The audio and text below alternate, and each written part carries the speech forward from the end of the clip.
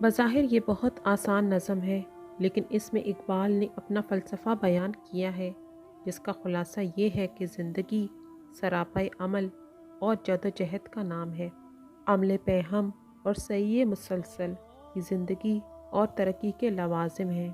عمل زندگی ہے، جبکہ سکون موت ہے۔ یعنی جو قومیں مصروف عمل ہیں وہ ترقی کرتی ہیں، اور جو قومیں بے عمل ہیں وہ فنا ہو جاتی ہیں۔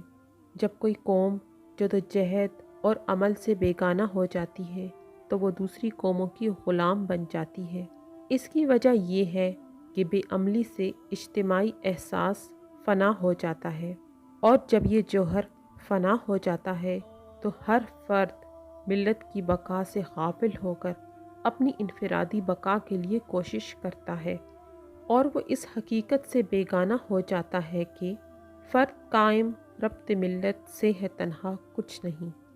اس کا نتیجہ یہ نکلتا ہے کہ ہر فرد اپنی جگہ فنا ہو جاتا ہے، یعنی قوم کی ہستی کا چراغ گل ہو جاتا ہے۔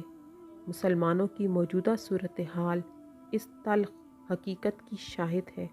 اسی لیے قرآن حکیم نے جہاد اور عمل صالح کو کامیابی کی شرط قرار دیا ہے۔ چونکہ علامہ اقبال کا فلسفہ، جس کو فلسفہ خودی یا فلسفہ عمل کہتے ہیں، وہ قرآن حکیم سے ماخوذ ہے۔ علامہ اقبال کی شاعری میں ہمیں جہاد اور عمل ہی کا پیغام نظر آتا ہے۔ اس نظم کا خلاصہ یہ ہے کہ زندگی عمل یعنی حرکت پر موقوف ہے۔ علامہ اقبال کا یہ انداز حقیقت پسندانہ ہے،